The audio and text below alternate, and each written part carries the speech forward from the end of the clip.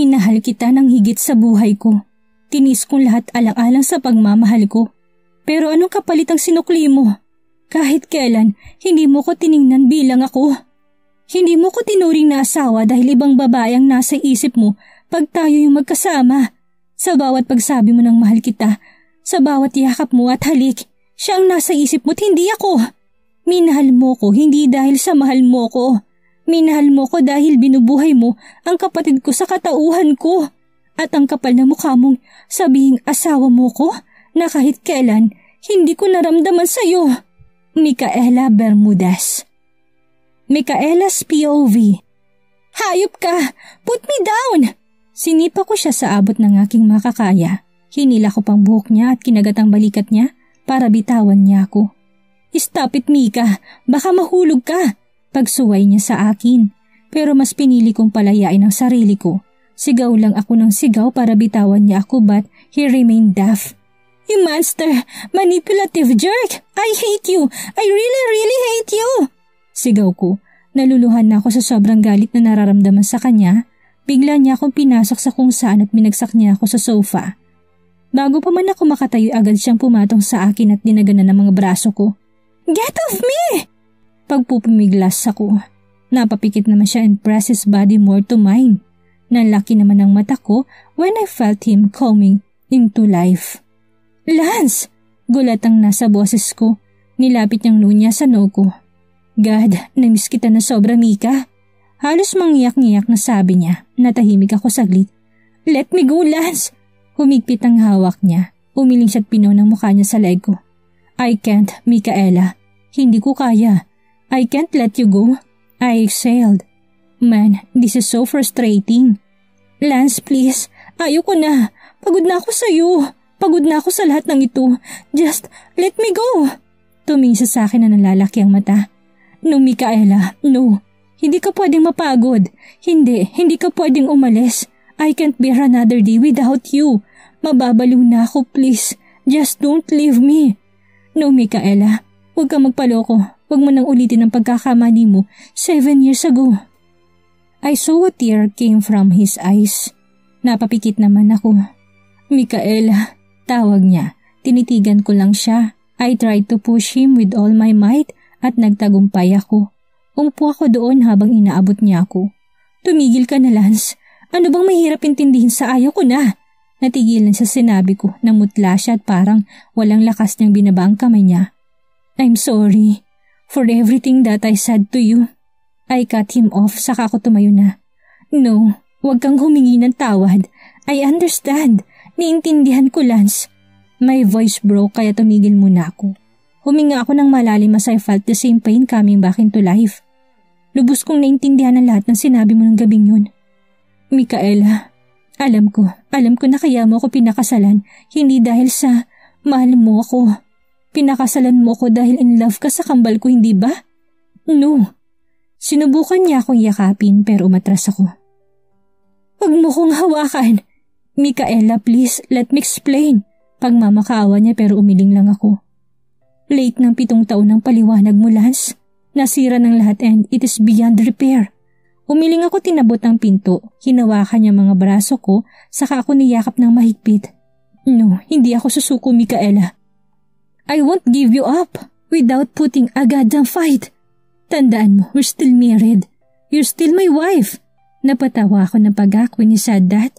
Tinula ko siya palayo at tiningnan siya ng diretso sa mga mata niya. Kailan man hindi mo ko naging asawa, Lance. Isa lang akong substitute bride mo. Micaela's POV. Pat, where the heck you are? Lumabas ka dyan! I shouted at my best friend doorstep. Bumukas ang pinto and I saw Elisa. Mika, may problema ba? She asked me pero tuloy lang ako sa pagpasok sa loob. Nasa si Pat? Tulog pa? Bakit? Dumiretso ako sa kwarto niya and slammed the door. Agad kong hinilang kumot niya, tinakpan ang mukha niya ng unan. Oh my gosh, Mika! Don't kill him! Sigaw ni Eliza nang makitang pumapasag-pasag na si Pat. Tinanggal kong unan saka siya tinitigan habang humihinga. Bakla ka! Bet mo kong mamatay? Pat shouted. Papatayin talaga kita, Pat? How can you be so careless? Ano bang ginawa ko? Girl, natutulog lang ako tapos sinisisi mo ko sa isang bagay na hindi ko alam. Ano bang problema mo? Naihilamos kong kamay ko sa mukha. Napatingin ako sa kanilang dalawa. Mukhang nag-aalala talaga si Eliza habang si Pat ay medyo naiirita at nababahala. Pinapauwi nila ako sa Pinas. I whispered but enough for the two of them to hear. What? Really? Magkasabay pang sigaw ng dalawa. Tumango ako at kumuha ng envelope at inabot kay Pat. Pumirma ka ng kontrata, Pat, telling them that our agency will send our top model there kapalit ng kontrata para sa ad campaign. Nanghihina kong sinabi. Inagaw ni Pat ang kontrata at tinignan to. You are the top model, Mika. Halos sa sarili niya sabi ni Eliza. Napatingin ako sa kanya nang ma-realize niya kung ano ba talagang nangyayari sa paligid namin.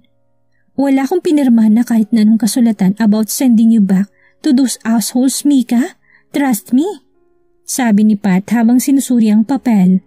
Nasa yung sekretaryo yung electronic signature. Baka siya yung pumirma. Wika ni Eliza. Namutla naman si Pat. You gave your secretary your e-signature? Pat, that is insane. Hindi ko naman alam na pipirmahan niya to.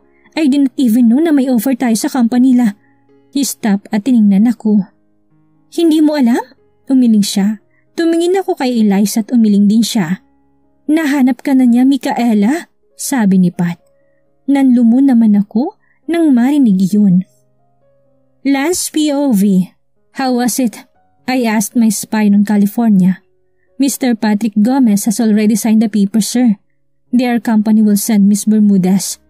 Mrs. Bentacourt, pagtatama ko sa kanya. Tumikim siya at nagpatuloy. Ipapadala ng kumpanya nila si Mrs. Bentacourt ayon sa gusto mo. Hindi ko maiwasang mapangiti. Well done. And what about the pictures? They are on your email, sir. Binuksan kong computer ko at tinignan ito. May iba pa ba, sir? Wala, salamat. At pinatay ko ng phone ko. Binuksan kong email na pinadala sa akin ng aking espiya. Bueno, ang mail ay naglalaman ng mga larawan ng aking asawa habang siya nasa California pa. I immediately printed them out at nilagay sa lamesa ko para tingnan ng mabuti. May mga larawan na kanyang pagkuha ng mga larawan. So, photographer din siya. I can't help feel the sense of pride nang nalaman ko yun. Hinawakan ko mukha niya sa isa sa mga larawan. Nakangiti siya habang kausap sila Pat at Eliza. I know the two of them. Dahil mga bata pa lang ay magkakaibigan na sila at ang asawa ko. May intercom beep at naputol ang pagtitingin ko sa mga litrato. I answered it immediately. Catherine, tanong ko sa aking secretary. Sir, nasa labas po yung ama. Gusto raw po niya kayong makausap. Bumukas ang pinto ng opisina ko at pumasok ang aking ama. Nasaan ang Mika ko? Excited niyang tanong. Chill, Dad. Natatawa kong sabi. Umupo ka agad siya at kinuha ang ilan sa mga litrato. Oh, my Mika. She really became more pretty. Hiyang yata siya ng malayo sa'yo. Sabi ni Dad habang umisi ng masama. Inagaw ko sa kanyang picture saka ito tinago.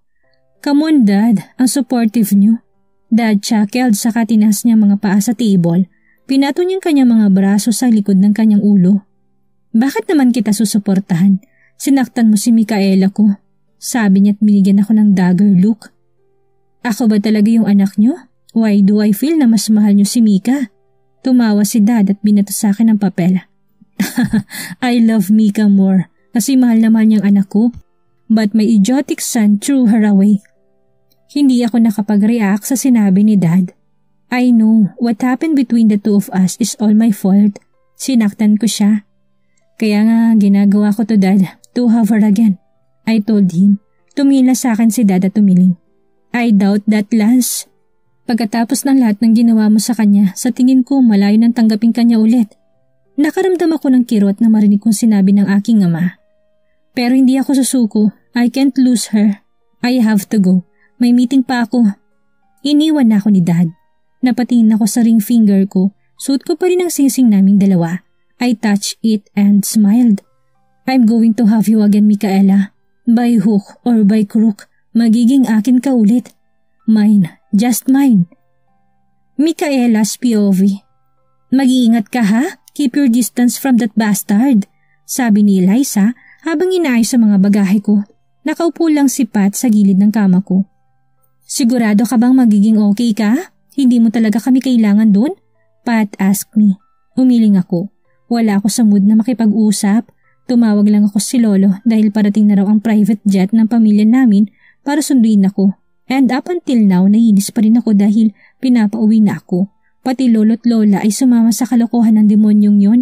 Napabalikwas ako na marinig kong katok sa may pintuan ng unit ko.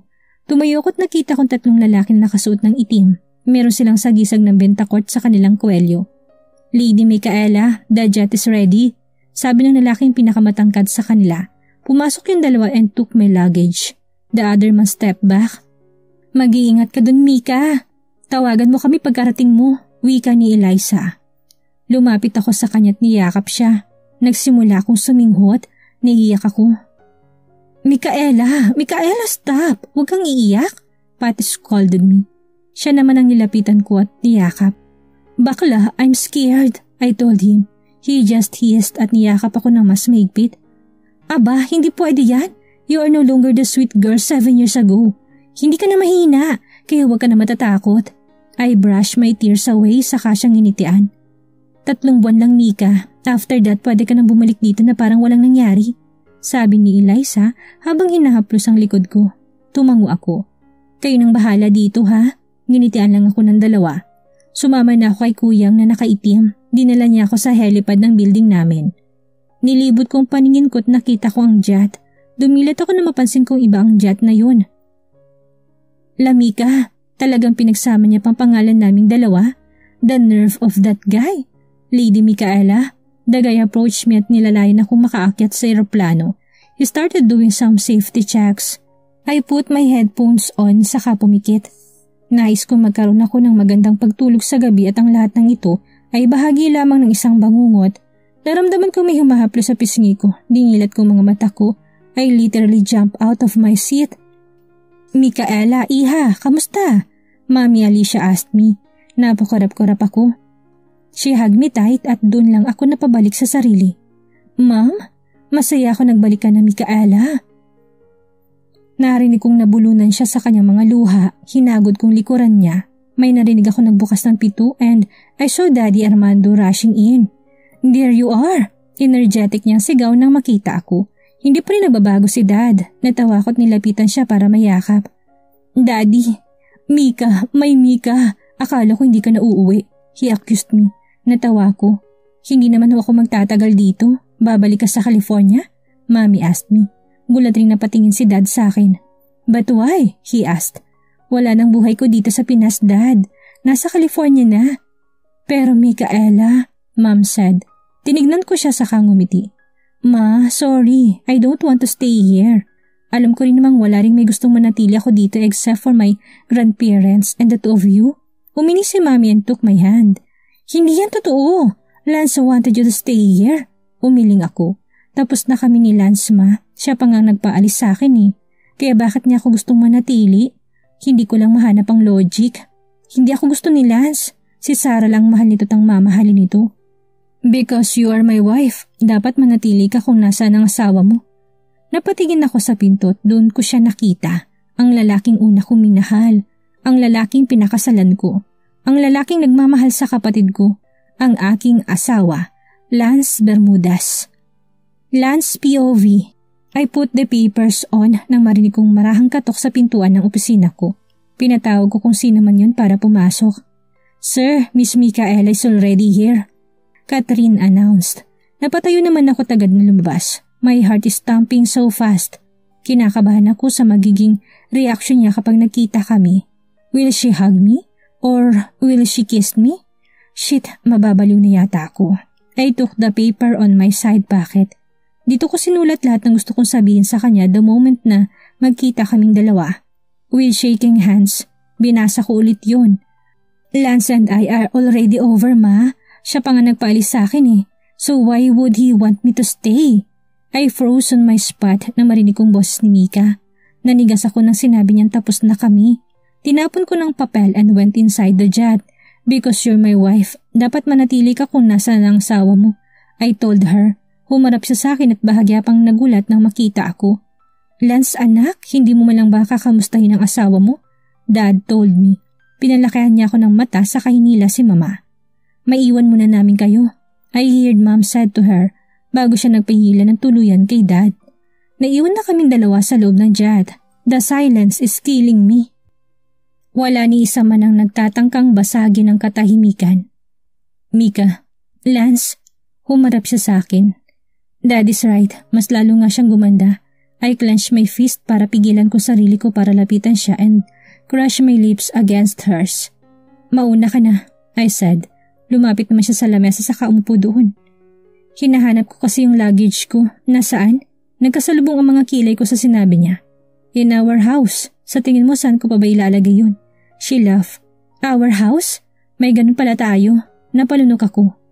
Mika, please send it to my hotel. I'll just text mom para sabihin kong saan ako mag-stay.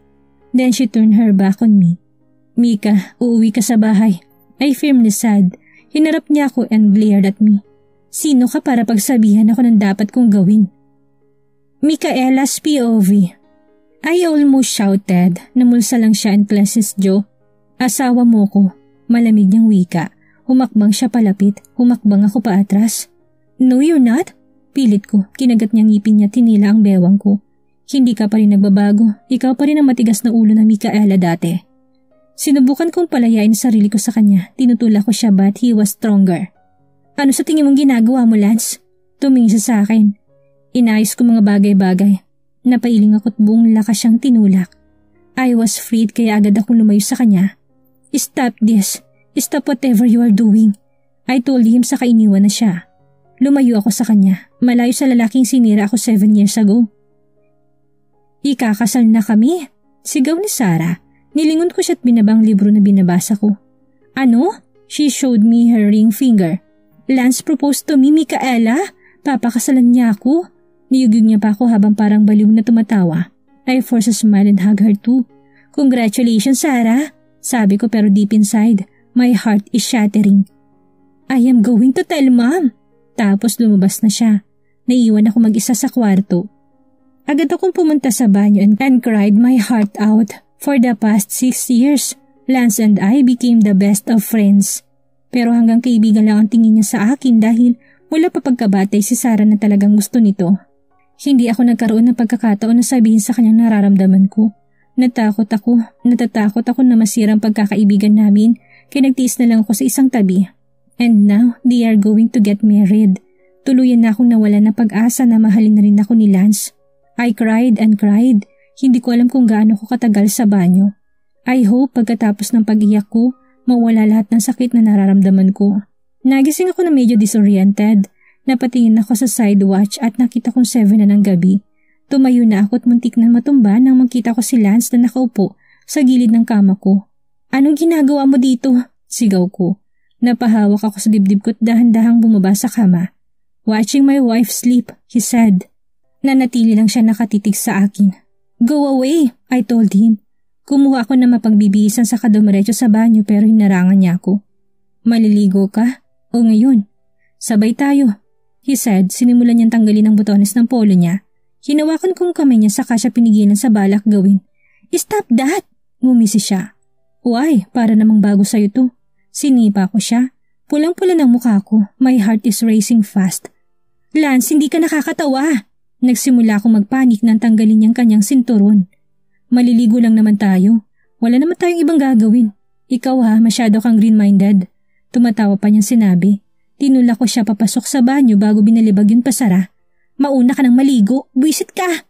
Narinig ko naman ang malakas niyang pagtawa sa loob. Oh, if I could just kill him. How dare you? How dare you, Micaela? Sigaw lang siya ng sigaw habang lahat ng gamit namin sa kwarto binabasag niya. Patuloy lang ako sa pagluha habang pinipilit ko siyang lapitan. Lance, please, magpapaliwanag ako. Shit you! Get off of my life! Frustrated niyang sinabi. Mabilis siyang kumuha ng gunting sa cabinet namin. I was alerted when I saw the scissor. Akala ko'y susugatan niya sasaktan ng sarili. But I was the one hurt sa ginawa niya. He tore our wedding picture off the wall saka ito binilibag sa kama. Kinuha niyang gunting and started erasing my face from it. Hindi si Sarah to. Hindi siya to. Hindi siya. Paulit-ulit niyang sinabi. Sa bawat pagtarak ng gunting sa litrato, parang hinihiwang puso ko. Ay slampat tahimik na lumabas ng kwarto. Dahan-dahan akong napadaustos sa pader at umiyak. Umiiyak ako dahil alam kong kahit na asawa ko siya, Hindi siya magiging akin dahil para sa kanya ninakaw ko siya kay Sarah. Ninakaw ko siya tinagaw sa taong tanging mamahalin niya. Iyak lang ako ng iyak nang biglang bumukas ulit ang pintuan ng kwarto namin. Umikot ang mata niya na parang may hinahanap and itong stop na makita ako. Agad niya akong hinila para tumayot kinaladkad papasok ng library.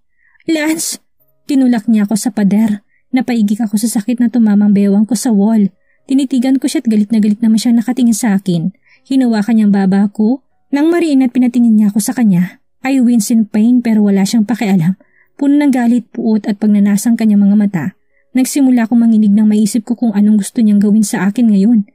You are a one dirty slut, he said. I-defend ko na sana ang sarili ko nang ilapit niyang labi niya sa labi ko. Hinalikan niya ako ng marahas na pakaramdam ko ay durugo na ang labi ko. Dinakman niyang buhok ko, tinila ako papunta sa table niya.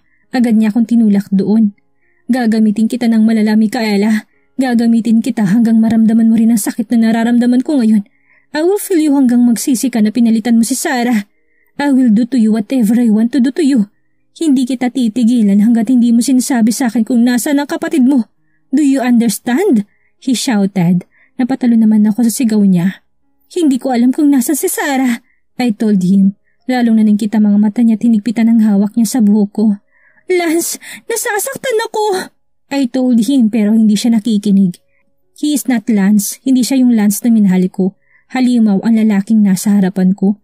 Isang mabangis na halimaw. Akala mo nakakaawa ka? Think again, Micaela. Hindi ka nakakaawa. Nakakairita ka. Sabi niya saka ako binalibag papuntang sofa niya. Hindi ko pinansin ang sakit na naramdaman ko sa kaliwang balikat ko at pinilit kong tumayo. I was about to run away nang dinaluhong niya ako at pinaibabawan. Pinilit kong pakalmahin at kontrolin ang sarili ko nang makita kong kinakalas niyang kanyang sinturon. Pilit ko siyang tinutulak pero tinanggal niyang necktie niya at tinali ang kamay ko. Lance, please, wag! Pero hindi siya nakinig. Tinanggal niya yung suit niya tapos yung pants niya at boxers. Walang kahinahunan sa kanya nang nilapitan niya ako. Marahas niyang hinawakan ang bewang ko at pinunit ang damit na suot ko. Winasak rin niyang bra at panty ko. Hinawakan niyang baba ko, tinalikan ako ng mariin. Naramdaman kong sinundot niyang mga hita ko. Napatingin ako sa pagkalalaki niya at kinain ako ng takot nang makita ko kung gaano ito kalaki at kahaba. Alam kong masakit pero mas masakit dahil galit si Lance and he will not be gentle. Pumatong siya sa ibabaw ko. I cursed myself when I wrapped my legs around him at tumugon sa mga halik niya. Dapat tinulak ko siya dahil natatakot na ako sa kanya. But shit, I love this man so much. Hindi ko na napigilan ang ungol sa akin. Napakapit ako sa kanya. I am now his. I am now fully his. Namarkahan na niya ako. Nakuha na niya lahat sa akin. Ang sakit na naramdaman ko'y napalitan ng saya. Napuno ng buong kwarto ng mga halinging namin. Pinilit kong binuksan ang mata ko at napatingin ako kay Lance. Nakapikit ang mga mata niya at hugis ang bibig niya. Micaela, I'm coming, he said. At sa huling malakas na tulak, nabuhos niya ang sarili niya sa loob ko. Nanatili ako sa ganong pwesto dala na sobrang panghihina. Nasa loob ko pa rin si Lance at nakatingin sa akin habang hinahabol niya ang hininga niya. Galit ako sa'yo. Bigla niyang sinabi. Sobra ako natulala at pakaramdam kong maiyak na ako nang nagsimula naman siyang gumalaw. Napapikit ako nang mahulog siya sa loob ko. Yun lang ako sa kanya. Isang slave, isang battered lover. Isang kasosyo sa kama. Isang kapalit na asawa. Mika, okay ka lang? Mama asked me. Nilingon ko siya and everyone is looking worriedly at me. Naramdaman kong paghawak ni Lance sa kamay ko. Bakit ka umiiyak? Sabay abot niya sa cheeks ko pero tinabi kong kamay niya at pinagpatuloy ang pagkain. Hindi na dapat ako sumama sa lalaking ito. I regret being in this house again. Binabalik ako nito sa nakaraan. Micaela, tawag pa rin niya sa akin pero hindi ko siya pinansin. Tonight is a family dinner. Nandito ang kanyang mga magulang, lolo't lola ko at labis kong kinagulat maging ang mga magulang ko'y narito. May masakit ba sa iyo, anak? My mom asked me. Nginitian ko siya sa kaumiling. My mom is the most wonderful person in the world. At na-miss ko siya. Pero hindi talaga magandang pakaramdam ko sa lugar na ito kaya hindi ko siya ma-entertain. Magpahinga ka na, Dad said. Nilingon ko siya and he was intently looking at me. His face is stiffen and devoid of any emotions. Pagod ka na ba? Nilingon ko sila sa kaumiling. I sighed. Gusto ko na umuwi. I hear them sighed. We are already home, Micaela. Sinamaan ko siya ng tingin. Napalakas ang boses ko sa pagsasalita. I told you for the nth time that this is not my home. Sigaw ko. Natahimik ang lahat sa mesa. Nakatingin silang lahat sa aming dalawa. Naikuyom ni Lance ang kanyang panga sa biglaang pagsabog ko. May sasabihin pa sana siya nang biglang tumunog ang cellphone ko. Excuse me. Hindi ko na hinintay ang sagot ng mga matatanda and went outside. Memories flashed habang papalakad ako sa garden. Hello, Pat? Hindi po ito si Ninong Pat. Napangiti agad ako na marinig kong matamis niyang boses. Oh my bad. Hello, sweetie. Bakit hindi ka patulog? I asked her. I heard her groan. Mama naman, it's morning here in California. Natatawa niya sinabi. Oh yeah, nakalimutan ko. Sorry babe, I forgot about it. Napatawag ka pala? Wala lang, I just missed you. Kailan ka ba babalik? Soon, I heard her sigh. Ayan na naman siya, she makes me remember him kapag bumubuntong hininga na siya. Kailan yung soon? Nakung kulit talaga. Very soon. Dahil kahit ako hindi ko alam kung kailan ako makakauwi. Narinig ko sa background ng boses ni Pat at Eliza. Amelia, bakit ka nag-call sa mama mo? Lagot, ubos na naman ang load ko niyan, sigaw ni Pat. Natawa ko na marinig kong hagikik ng aking anak. Sorry, Ninong. Binigay sa akin ni Carlo habang natutulog ka. Kayo talagang dalawa? I can imagine Pat running his hand on his natural red hair. Baby, nasan si Carlo? Tanong ko sa kanya. Humagikik ulit siya. Nasa labas siya ma. Naglalaro po siya sa snow. Matamis akong ngumiti. Okay, ibalik mo na kay Ninong yung phone. Tatawagan ulit kita. Opo ma, mahal kita po. May narinig akong kissing sound sa background. Natunaw ang puso ko. And I love you too. Send my kisses to Carlo, okay? Opo, bye na po. And she ended the call.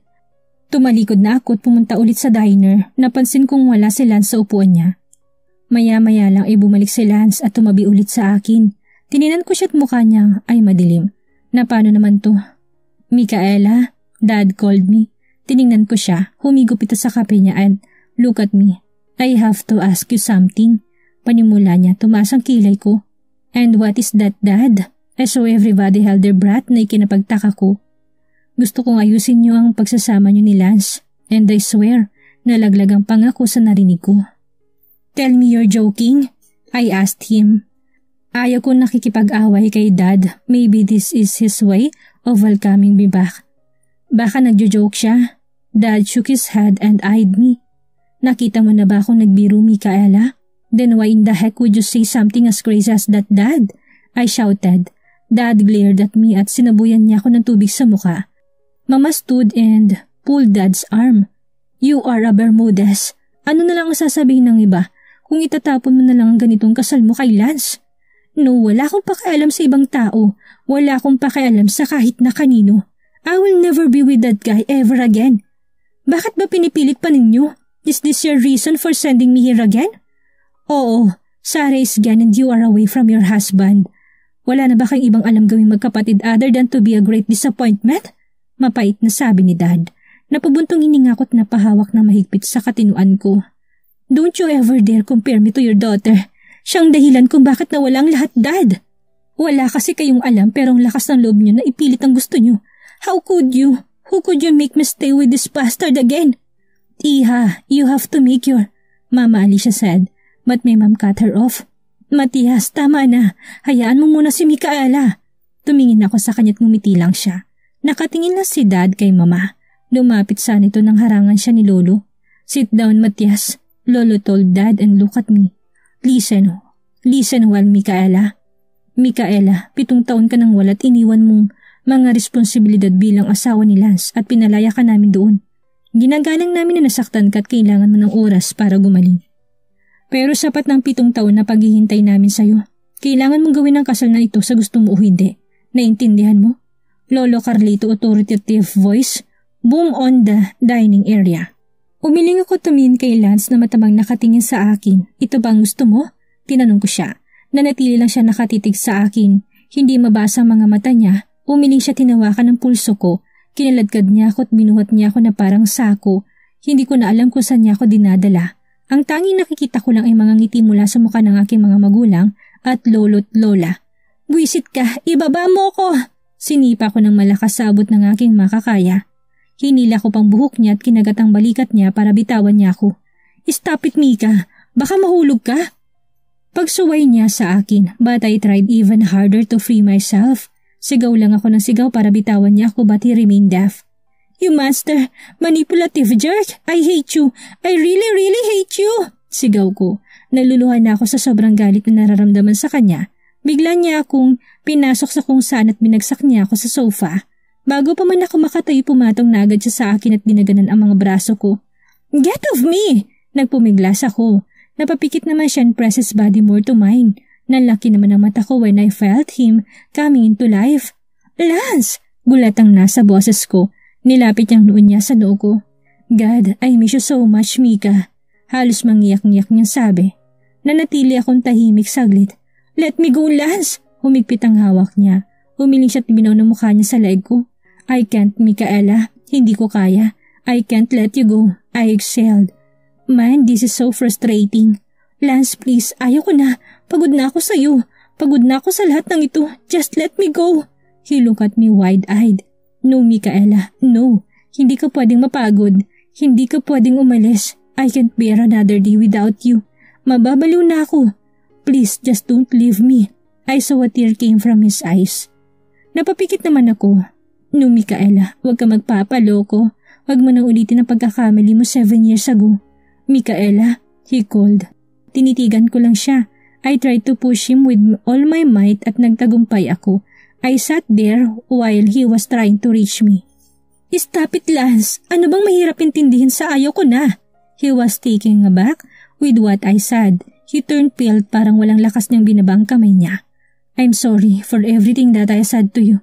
I cut him off saka ko tumayo na. No, huwag kang humingi ng tawad. I understand. Naintindihan ko, Lance. My voice broke kaya tumigil muna ako. Huminga ako ng malalim as I felt the same pain coming back into life. Lubos kong naintindihan ang lahat ng sinabi mo nung gabing yun. Micaela, alam ko nang kaya mo ko pinakasalan. Hindi dahil sa mahal mo ko. You are married to me because you're in love with my twin, right? No. Sinubukan niya akong yakapin pero matras ako. Huwag mo kong hawakan. Micaela, please. Let me explain. Pagmamakaawa niya pero umiling lang ako. Huli ng 7 taon ng paliwanag mo, Lance. Nasira na lahat and it's beyond repair. Umiling ako at lumapit sa pinto. Hinawakan niya mga braso ko saka ako niyakap ng mahigpit. No, hindi ako susuko, Micaela. I won't give you up without putting a goddamn fight. Tandaan mo, we're still married. You're still my wife. Napatawa ko ng pagak when he said that. I pushed him away and looked at him straight into his eyes. I was never your wife, Lance. I am just your substitute bride. Will you just please listen to me for just a fucking minute? Sigaw niya sa akin. Sumandal ako sa pinto at tinitigan siya. Nakipaglaban lang siya ng titigan sa akin. He stepped towards me then he stepped backwards. He breathed heavily saka parang nangihinang napaupo na lang. Why do you have to make everything so hard, Micaela? Bakit? Masaya ka ba nakikita ko nahihirapan? I laugh at him. He looks so helpless now. Kulang pa yan, Lance. Kulang pa lahat ng sakit na nararamdaman mo sa sakit na pinaranas mo sa akin noon. Inabot niya ako pero tinalikuran ko siya. Nakatayo lang ako. Nakatingin sa kanya ng mga matang puno ng galit at pagkamuhi sa kanya. Yes, loathed. Dahil kulang pang salitang hate para i-describe ang lahat ng nararamdaman ko para sa kanya. I'm sorry. Sorry talaga, Micaela. For everything. Umiyak na siya at dahan-dahang yumuko para itagong luha niya. Nilapitan ko siya. Umupo ako sa harap niya at pilit kong hinuling mga mata niya. Ibabalik ba na sorry mong anak ko na buhay, Lance? Tanong ko sa kanya. Marahas na umangat ang ulo niya at mukhang nabigla siya sa sinabi ko. Micaela, ayos lang sa akin, Lance. Kahit ilang beses mo akong saktan noon. Mahal kita eh. Kaya nga nagtiis ako para sa'yo, para sa relasyon natin. Kinaya ko when you threw me out of this house. I look around the room. Naalala kong lahat. Naalala kong gabing yun. I breathed hard nang maramdaman kong tutulo ng luha ko. Nung pinalayas mo ko at pinili mo si Sarah kaysa sa akin. But the fact na pinalayas mo ko nung sinabi kong buntis ako sa anak mo. Nang tinulak mo ko palayo, tinayan mo lang ako mabangga ng rumaragas ang sasakyan na yun. Nung sinabi mo sa akin na hindi ka tatanggap na kahit sinong bata kung hindi galing kay Sarah. Well, Lance, last straw na yun. At kahit na ano pang gawin mo, kahit lumuha ka pa ng dugo, hindi ko napatatawarin ng isang mamamatay taong katulad mo. Mara siyang umiyak at nagsimulang manginig. Tumayo na ako and open the door. Iniwan ko na siyang umiiyak sa loob. I walk away at kinuha ko ng pouch ko. Nagpaalam na ako sa matatandaan then. They all eyed me. curious kung paano naganap ang usapan ng kanilang pinakamamahal na si Lance at ng kanyang alibughang asawa. Micaela, please give me another chance. Narinig kong humabol si Lance sa akin. Tinitigan ko siya. I am sorry about the baby. I am sorry, he said. Tumakbo na siya and walked past my dad and my grandfather. Nawalan din ako, Micaela. Anak ko rin siya. At dahil sa katotohanan akong nagtulak sa inong gabing yun, ay mas lalo sumama ang pakiramdam ko. Anak? Tinuring niyang anak ang mga anak ko? Sinong niloloko niya? Shut up! I look at him. Nagsimulang umalis ang lahat para bigyan kami ng privacy. Gusto mo ba talagang patawarin kita? Ang kanyang mukha'y kumikinang na may pag-asa at kaligayahan. Unti-unti siyang lumapit sa akin and hug me. What is it? Tell me, love. Kahit ano gagawin ko, mapatawad mo lang ako. I smiled. Bring back my baby, Lance. Bring him back to life. Kapag nagawa mo yun, mapapatawad na kita. Bigla niya akong binitiwan at namumutla niya akong tinitigan. But, Micaela, that is impossible. I smiled bitterly. Impossible? Kaya maaari kong sabihin ng aking pagpapatawad ay imposible rin para sa'yo. Pasensya ka na, Lance. Tumalikod na ako at naglakad palayo. No, it is impossible now. Nasaktan na ako dati. Itinapon niya ako kapag kailangan ko siya. Hindi ko siya mapapatawad sa pagpili niya sa manluloko kong kapatid kaysa sa akin. Never again. Anong gagawin ni Lance ngayon nakatatak sa puso ni Mika ang sakit na dinulot niya sa asawa? Magawa pa kaya mapatawad ni Mika si Lance? Yan ang ating aalamin sa susunod nating kabanata.